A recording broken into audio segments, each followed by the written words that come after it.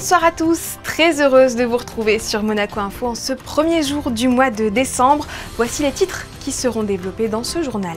La magie de Noël s'est emparée de la principauté. Hier soir, la famille princière a officiellement donné le coup d'envoi des illuminations en principauté sur la place du Palais dans un premier temps et puis sur la place du Casino. Dans la foulée, le tant attendu New Moods a été inauguré par le couple princier. Dans un reportage, vous découvrirez l'ambiance de cette nouvelle adresse festive située au cœur de Monte-Carlo. Et puis nous recevrons Christophe Glasser, directeur de Fight Aids Monaco, en cette journée mondiale de lutte contre le sida. C'est parti, la saison des fêtes est lancée. Monaco s'est paré hier soir de ses habits de lumière. La famille princière a donné le coup d'envoi des illuminations devant le palais, aux côtés du maire et des élus. Les enfants princiers s'en sont donnés à cœur joie lorsqu'il a fallu appuyer sur le buzzer et ainsi activer les installations lumineuses de toute la ville après le fameux décompte. Retour en images avec Marie Bonnet-Blanc et Jean-Alexandre Dordet. 3, 2, 1, 0. Cette année, le lancement des illuminations de Noël s'est fait depuis la place du Palais avec son lot de nouveautés. La totalité des décorations ont été renouvelées, le tout dans le cadre d'une démarche éco-responsable. On a plus de 410 motifs au niveau des candélabres, 87 au niveau des motifs transversaux. La vitribule, dans ça, c'est également une nouveauté. C'est un lieu qui symbolise également l'attachement de la population monégasque en souverain. Donc c'est vraiment une première, moi je suis très heureux. Heureux tout comme les visiteurs venus nombreux afin de vivre ce moment féerique en famille. Oui, magnifique, c'était un moment sympathique, super, on est content d'être là. Je pense que c'est bien parce que le prince il est venu, parce que c'est un gros moment, c'est quelqu'un d'important, que ça élimine toute la ville et c'est bien, c'est beau et c'est Monaco. C'était joli, j'ai beaucoup aimé l'orchestre aussi, il y avait de belles musiques donc c'était sympa. Voilà, c'est la première fois qu'on vient à Monaco pour une inhumation de Noël donc c'était très chouette. Maintenant que la principauté scintille de mille feux, rendez-vous vendredi prochain pour l'ouverture du marché de Noël sur le thème pain d'épices et gourmandise. Même scène, quelques instants plus tard, la place du Casino s'est mise à scintiller de mille feux et en particulier son superbe sapin de 18 mètres de haut et ses boules à neige géantes. Pour le lancement de ces illuminations, la Monte-Carlo Société des Bains de Mer a également pu compter sur la présence du couple princier et de ses enfants, là encore émerveillés, et du ministre d'État Didier Guillaume. Ce décor enchanteur sera à la portée de tous jusqu'au 5 janvier et ne manquez pas, à la tombée de la nuit, le show son et lumière projeté sur la façade du Casino à partir de vendredi prochain. C'est d'ailleurs sur cette même place du Casino que se trouve le nouveau symbole de la vie nocturne en principauté. L'emblématique Moods de la SBM a été inaugurée hier soir sous sa nouvelle appellation New Moods. Comment cette salle de spectacle et de concert bien connue des Monégasques et des fidèles de Monaco s'est-elle réinventée? Réponse dans ce reportage de Christinda Petit-Homel et Thomas Deus. Merci à vous toutes et tous d'être là pour lancer le New Moods. Ouvert d'octobre à mars, tous les jeudis, vendredis et samedis soirs, le Moods s'est vu renaître de ses cendres, aujourd'hui renommé le New Moods.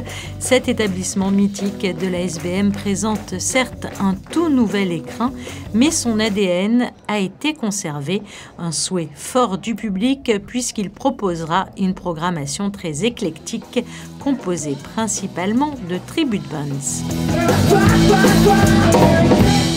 Le concept, c'est une salle de spectacle. On va venir au Moods pour des spectacles. Et la démarche du public, ça va être par rapport à un agenda, un calendrier d'artistes. Et ils vont pouvoir programmer leur venue chez nous. Et c'est une salle de spectacle dans laquelle on va pouvoir se restaurer et également avoir un bar qui est servi. Par contre, tout est servi. On a fait un service élégant au plateau pour tous les clients. Des tribute bands qui reprendront donc des musiques de groupes mondialement connus. Je dirais que la base, les piliers sont autour de ces groupes-là. On va commencer d'ailleurs avec les Beatbox, qui est un tribute aux Beatles, qui aura à chaque fois vraiment une vraie soirée thématique aussi. est lié ou linké à un groupe connu. Il y a U2, il y a Springsteen, j'en passe et des meilleurs. Et de temps en temps, il y aura aussi des groupes dits signatures. Pourquoi? Parce que ça permet de aussi développer la partie blues rock que dicte cet endroit. On va être vraiment sur du rock et du blues pour étoffer notre offre au sein du resort. En préambule, chaque soir, un DJ mixera sur des vinyles de la musique old school et un jeudi par mois, le New Moods proposera une soirée stand-up pour une touche d'humour. Sans transition, ce 1er décembre est marqué par la journée mondiale de lutte contre le sida, l'occasion de rappeler les grands défis liés à la maladie en principauté. Et pour cela, le président de Fightheads Monaco a accepté d'être notre invité. Bonsoir Christophe Glasser. Bonsoir. Avant toute chose, pouvez-vous nous rappeler la différence entre le VIH et le sida? Car il est possible d'être séropositif, soit infecté par le VIH sans pour autant développer le sida.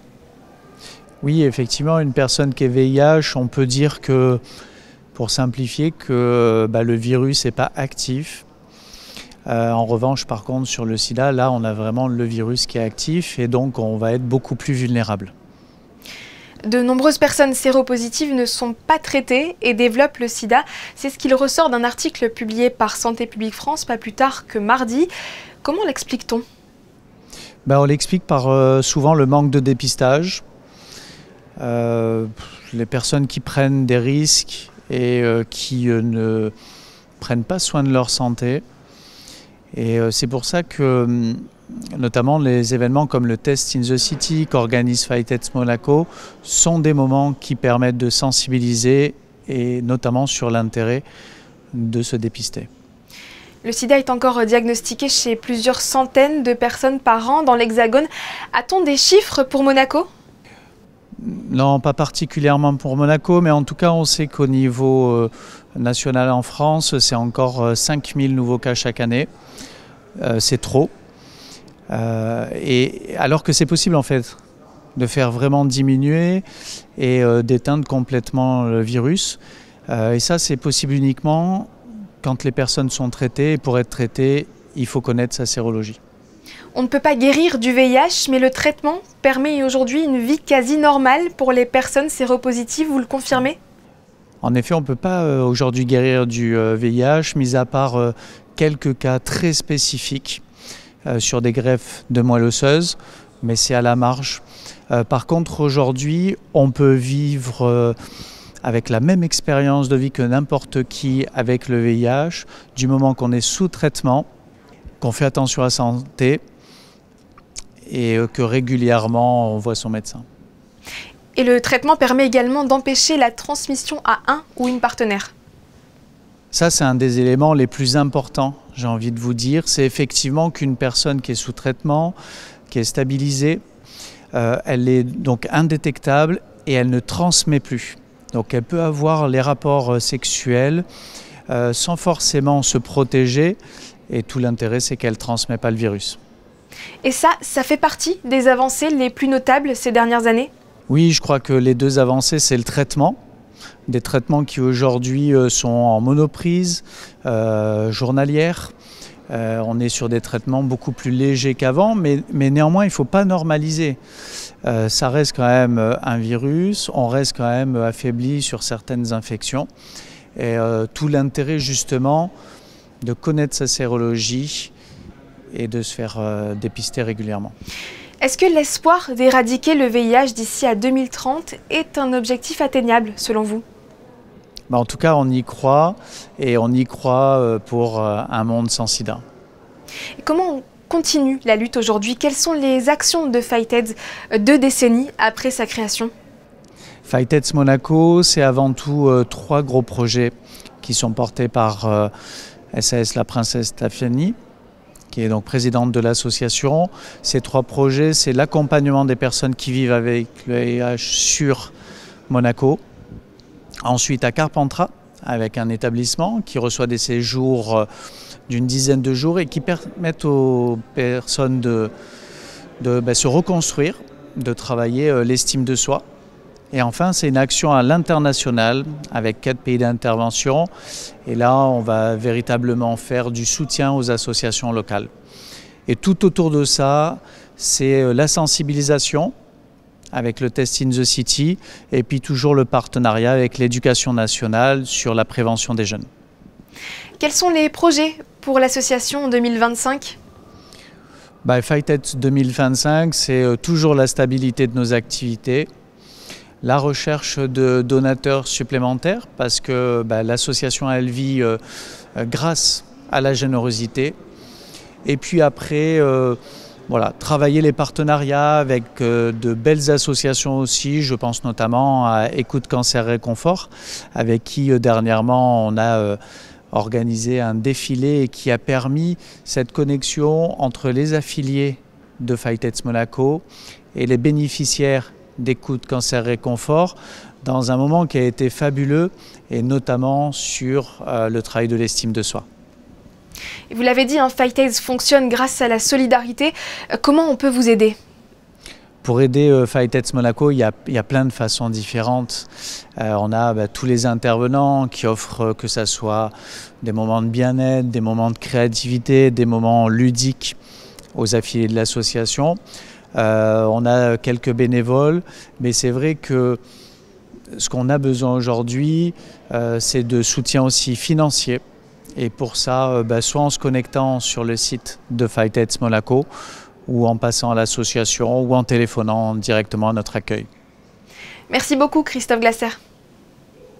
Vous remercier pour cette interview. Nous vous présentions le New Moods il y a quelques instants. Nous vous emmenons à présent dans un autre établissement phare de la SBM. Guy Antonielli, le directeur du tourisme et des congrès, a choisi l'Amazonico pour recevoir les agents de voyage présents sur la Côte d'Azur, notamment pour le salon ILTM, Salon international du tourisme de luxe, qui ouvrira demain à Cannes. Interrogé par Christinda Petit-Omel, il nous livre les enjeux de cette rencontre. Ce soir, les hôtels de la Principauté, avec la direction du tourisme et des congrès, ont fait le choix de rassembler les agents de voyage pour une grande soirée Monaco. Pourquoi ce soir ? En fait, à partir de lundi soir se tient à Cannes ILTM, International Luxury Travel Market, qui est le plus grand rassemblement d'agents de voyage et de destinations luxe au monde. L'idée est de faire venir ces agents quelques jours avant en Principauté pour qu'ils visitent Monaco, qu'ils continuent à apprendre Monaco et que surtout, ils découvrent tout ce que Monaco a de nouveau à offrir.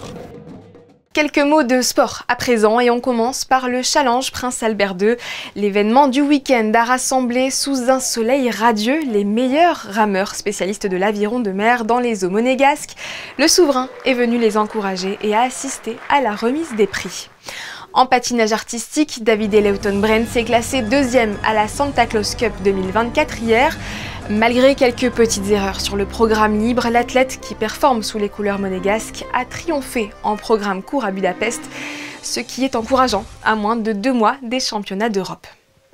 Faire de Monaco une ville verte et fleurie, c'est l'objectif que s'est fixé Patrick Blanc, biologiste et chercheur au CNRS à l'origine de l'exposition Flowers for Art qui avait lieu ce week-end à l'hôtel Métropole.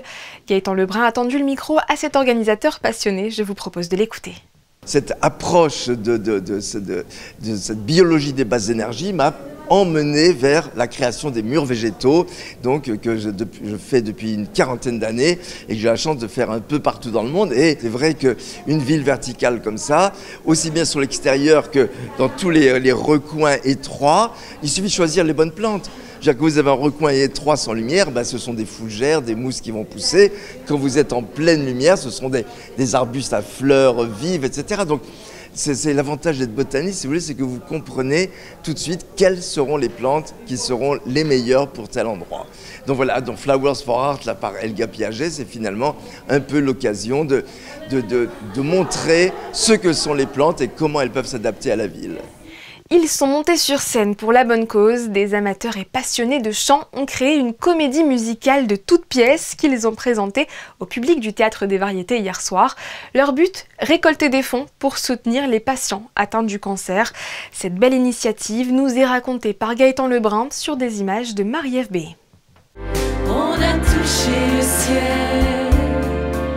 L'association Rire, Danse et Voix a présenté hier la suite de son spectacle The Musical 2, une nouvelle réussite pour la troupe et son metteur en scène Gilles Ivaldi. 5 ans après la sortie du premier volet, les comédiens ont une nouvelle fois fait salle comble au Théâtre des Variétés avec un nouveau spectacle inspiré des comédies musicales de Broadway. C'est une pièce qui parle, comment dire, de rêve, de réaliser ses rêves, qui parle d'amour, qui parle de rédemption, mais sur un ton très très léger. J'espère qu'on rira beaucoup, et avec des personnages qui sont hauts en couleur, et beaucoup de chansons, beaucoup de danse, voilà, et des scènes jouées. On a vraiment voulu créer un esprit comédie musicale. Ce soir ma vie va recommencer. Il faut que ça bouge, il faut que ça chante, il faut que ça transpire encore. Une soirée de divertissement dans un but caritatif, les comédiens voulaient faire de ce spectacle une bonne action et ont décidé de reverser la totalité des fonds à l'association Écoute Cancer et Confort afin de soutenir leur futur projet. Cette fois-ci, on fait un spectacle caritatif, donc on double le plaisir de se faire plaisir tout d'abord et aussi d'aider les autres en même temps, donc c'est pour la bonne cause. Après, le partage sur scène avec mes collègues, avec mes amis, c'est génial, quoi. L'adrénaline, c'est formidable. C'est une très très belle expérience artistique et surtout humaine. Elle est danoise et résidente à Roquebrune, créatrice de bijoux mais cuisinière dans l'âme. Nalika Danushi Jensen a remporté le concours Maestro Chef. La finale de ce temps fort du salon Monte Carlo Gastronomie a eu lieu ce dimanche. Pendant 3 jours, 8 cuisiniers amateurs se sont affrontés sous l'œil d'un jury composé de chefs monégasques. La gagnante de cette 6e édition est repartie avec un chèque de 2000 €. Bravo à elle. Jean-Christophe Maillot a rencontré ses lecteurs hier. À la tête des ballets de Monte Carlo depuis plus de 30 ans, le chorégraphe s'est livré à une séance de dédicace à l'atelier des ballets. Ce rendez-vous fait suite à la publication de son autobiographie La danse en festin aux éditions Gallimard, un ouvrage de plus de 300 pages dans lequel tous les profils de cet artiste inclassable sont donnés à voir. Passons à un autre art, le cinéma, avec une nouvelle projection proposée au Théâtre des Variétés mardi prochain dans le cadre du cycle Tout l'art du cinéma, un cycle de films d'auteur et de films restaurés. À l'affiche, A Man, un long métrage japonais sorti il y a 2 ans dont une partie de l'intrigue est dévoilée par Vincent Vatrican. Le directeur de l'Institut audiovisuel est aux côtés de Fabien Bonilla. Voyez leur entretien. Vincent Vatrican, bonsoir. Bonsoir Fabien. Aujourd'hui, on parle d'un film japonais très récent, qui est sorti en 2022, même en 2024 en France, je crois. A Man. Quelle est l'histoire ? Alors, pour tout vous avouer, je ne connaissais pas ce film il y a 6 mois. D'accord. C'est Jacques Kermabon, mon complice de la programmation, qui m'a soufflé son titre. Je l'ai découvert grâce à lui et en effet le film s'est imposé au vu de la thématique retenue cette année, la traversée des apparences. On est en plein dedans là. On est en plein dedans. Donc c'est l'histoire assez simple au départ d'une jeune femme divorcée qui va se remarier avec un homme lequel va disparaître brutalement, enfin, suite à un accident, et elle va découvrir que l'homme avec qui elle vivait n'est pas l'homme qu'elle croyait. Le nouveau ou l'ancien ? Non, le second. Le second. Quelqu'un qui a usurpé une identité pour se faire passer pour quelqu'un d'autre. Donc c'est le point de départ du film, qu'on peut dire être un film policier, puisqu'évidemment l'attention du spectateur suit celle d'un enquêteur proche de la famille qui va essayer de remonter le fil de cette personne, de cette identité. C'est un film sur la quête et la disparition de l'identité, qui est un thème très fort au Japon. Voilà, donc le film cadre tout à fait à la thématique de l'année. Et donc l'actrice qui devait se marier ou qui s'est mariée avec quelqu'un qu'elle ne connaissait finalement pas, qui est ce personnage, de ce que l'on peut en dire alors finalement ? Ah ben, très vite se posent des questions, j'allais dire, très très simple, très basique. Elle porte un nom qu'elle ne peut donc plus porter puisque... il n'était pas vraiment ce personnage. Voilà, donc très vite il est qualifié de Monsieur X, cet usurpateur, donc décédé brutalement, et on va essayer de voir justement, l'inspecteur va essayer de retrouver qui portait véritablement le nom qu'il disait avoir. Voilà. Qu'est-ce qui vous plaît dans ce film, pour finir, au point de l'avoir voulu comme ça le programmer? Ben, je trouve c'est pas un premier film, mais en tout cas c'est le premier que je vois, tout à fait réussi et prometteur, dans une mise en scène extrêmement dépouillée, très en place, avec des acteurs tout à fait voilà, prenants, impliqués dans le film, que je recommande chaudement. Il n'est pas sorti sur les écrans à Monaco, donc c'est l'occasion de montrer aussi des films récents qui, sans quoi, ne viendraient pas jusqu'à nous. Allons voir donc justement Eumen. Merci Vincent. Merci Fabien.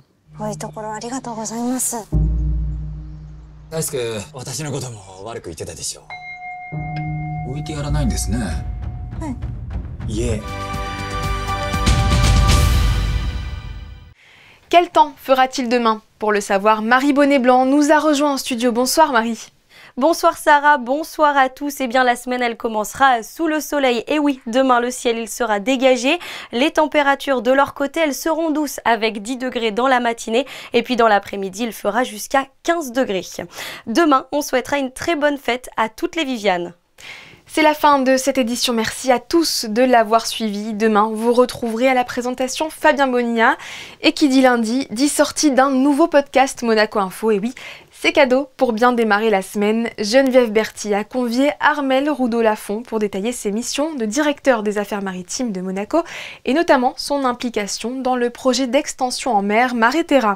Me concernant, j'aurai le plaisir de vous retrouver le week-end prochain. D'ici là, excellente soirée.